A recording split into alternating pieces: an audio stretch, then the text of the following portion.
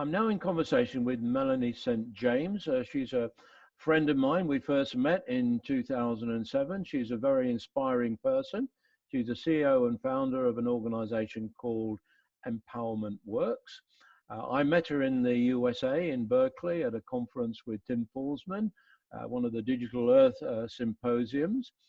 Melanie was talking about her work then, and she's gone from strength to strength ever since.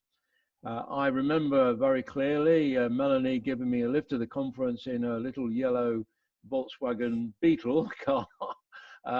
So I'm very grateful to the hospitality that she's showed me and the inspiration that she's brought to other people. So Melanie, before we met in 2007, how did you actually get involved in this whole area of community development? How did I get involved in the whole thing from before I met you? Yeah. Well, first of all, I want to say that you're the best hitchhiker I ever picked up. It's been a good ride. Thank you. It's been a big global journey. It started in Asia with studying abroad, actually, and I think having that global education early on in college really opened my eyes up to the humanity that we all share and kind of expanded my ability to have empathy for people with different backgrounds, and to also see that what the media presents and the propaganda and the kind of us against them that is often communicated and you know, from political angles isn't really the true humanity that is you know, that we are. And so I was interested actually in sustainability issues, and kind of from a population lens. Studied at the Monterey Institute of International Studies, did my fieldwork in Africa, soon discovered that animist indigenous people who believe in the spirit of nature were very dedicated to preserving their ecosystems and living in balance. And I also saw that amazing talents were not being put to use, that local people had great creativity. I heard you mentioning just last night in the new normal networking that, you know, you believe that when people have had a hard time, maybe, you know, growing up or in difficult circumstances, it creates the drive and the will to, you know, to create solutions. And, you know, kind of that necessity is the mother of invention. And so I'll just say that that was really what I saw in across communities and with different challenges, from environmental challenges to the AIDS pandemic that was being faced by communities in Zimbabwe. And so those were really the roots of Empowerment Works. And so I moved to family planning and women's rights, health rights, to focusing on community empowerment. So and that's what we had some great discussions about when we were in Berkeley. We met some extraordinary people, including a guy called Planet Walker, who was on the same panel session that we were on, and we heard his extraordinary story about how he witnessed the pollution when an oil tanker went down in San Francisco Bay and polluted all the birds, and consequently he went on a many-year mission where his route to success was not talking but listening. For a period of a number of years, he didn't actually speak. He made the decision not to speak, but even doing that, he was able to lecture at Berkeley, and he also secured quite a senior position in the United Nations environmental efforts. So his was really quite extraordinary story. So after Berkeley, we've met a couple of times since then. You came over to the UK and you were very inspirational in talking to some people at De Montfort University. And there was a conference in London that you helped to organise that you very kindly invited me. So there's been quite a journey over the years. So bring us up to date now with what you're involved with now. Oh, you're bringing back some memories there. Yeah, 2012, that was the first edition of the Global Summit to follow the Summer Olympics. And that has gone around the world now. Went to Rio de Janeiro in 2016. 2016 after stopping in San Francisco for a themed edition called Women, Power, Money, Politics. So, I mean, I guess, yeah, since we met originally, and, you know, along with that London and England meetup, the Global Summit series kicked off as kind of a, what is the big collaboration that we could do. And I think the Digital Earth, you know, the International Symposium of Digital Earth event was really inspiring for that, of like, ooh, if we could blend technology, communications technologies with Indigenous people, with those who are really affected by policies and the critical decisions, you know, they should be at the helm. My research really showed, my policy research was that when people have some kind of self-determination and voice, then they behave more sustainably, they contribute more, they're happier, we all live better.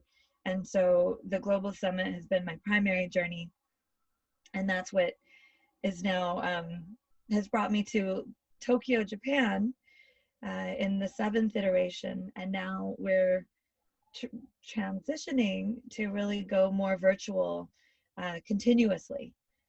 So it's been really pushed from COVID Yeah, into a new. maybe in some ways, like I've said, COVID-19 is a terrible disaster for many people across the world, but it is, in a way, a unique opportunity for us to create a new normal society, which is much more sustainable.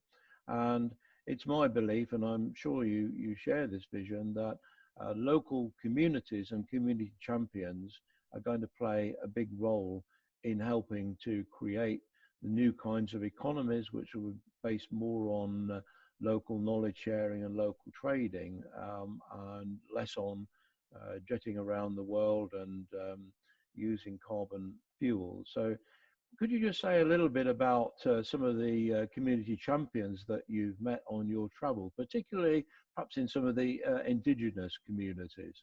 You must have some extraordinary people that you've come into contact with. Absolutely, thank you. Ah, yeah, it is about the leadership of local community organizers, and also how do we transfer the local solutions between participating communities, right? Mm. So it takes all of us. I'm thinking about the first community champion I worked with, Julia Kunzakwanyika. She had a 5th grade education in Zimbabwe, and she was doing everything from building bridges for pregnant women, you know, to get to the clinic, to, you know, starting an orphan care community there. And yeah, I'm just thinking, even like some of the monks, you know, that we had in our permaculture training in Bodh India, um, you know, doing food security for their whole villages, like providing, I don't know if he's really indigenous, but he's not indigenous, but here in Tokyo, there's a guy named John Walsh, and he's like the pioneer of urban farming, just constantly greening roofs, teaching. He's just everywhere. So I think, to your point, it's more really honoring that local people have the knowledge and the relationships and the trust. They Mm. know what's needed. And I feel like I'm a bit of a go-between. Like I have all these different communities that I'm Yeah, sort of connected with around the world. And I know exactly how you feel, but it's a wonderful experience to be able to meet these people and be inspired by them. And you mentioning your work in Africa reminds me of an extraordinary guy that I met some years ago when I was starting with the Community Commerce and Knowledge Network. I can't remember how I came across him, but he's a guy called John Dada. And he set up an NGO organization called the Fantsuam Foundation.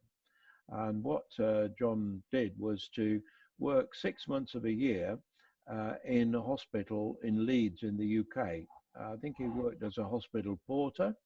And whilst he was working in the UK, he collected old computers that people didn't want. He collected library books, and then he took them back to Africa, and he had a mobile van, and he used to drive around the villages where the situation was that the villages were mainly staffed by women because all the men had gone off into the city to try and earn money.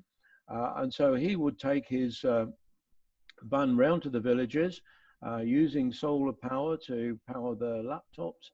He would have this mobile library and internet cafe almost, and he would use it to help to educate the local women to go from village to village. And so this was his life: 6 months in the UK, 6 months in his own country, and the whole while driven by this desire to do something for local people. And even though the people who are going to be talking on our webinar on Tuesday about digital heritage, active aging, and community development, they won't have the same kind of profile, maybe, or even the same kind of hardship that John Dada suffered. They are all driven by the same thing: a love of their community, a love of history and heritage, and a desire to pass this knowledge on to future generations. I want to add to that, there's an amazing company called Alafia. It's a shampoo and skincare and, you know, like product line out of this little country, Togo, West Africa. And Aloanjo is the founder. He is from Togo. And he is such a social entrepreneur.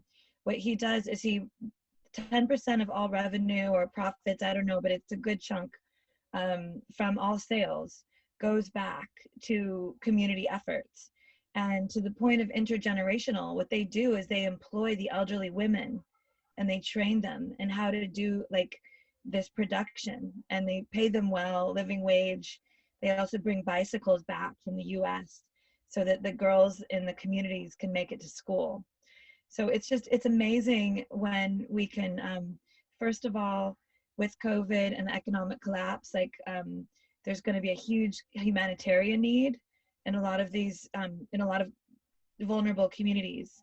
And it's a really critical time for people who have left to make money abroad. They're really relied on to come back and to support where they can, you know, and that's also where that intergenerational collaboration, I think, is needed to fill the gaps, training, you know, just like to heal that community fabric that I think has been lost in our kind of modern age.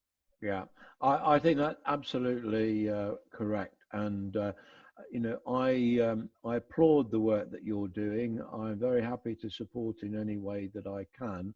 I think these technologies that we're using now for this interview do hold part of the key to connecting people, sharing ideas, and building a more sustainable future. So I hope you'll be joining us in the webinar on Tuesday. And I know it's a bit of a time zone leap from Tokyo to the UK, 8 hours. No, it's nothing, no problem. Well, you know, it's much appreciated, Melanie, and I wish you well in your work and say thank you very much for joining me today. Thank you, David. I'll talk with you soon. Looking forward to it.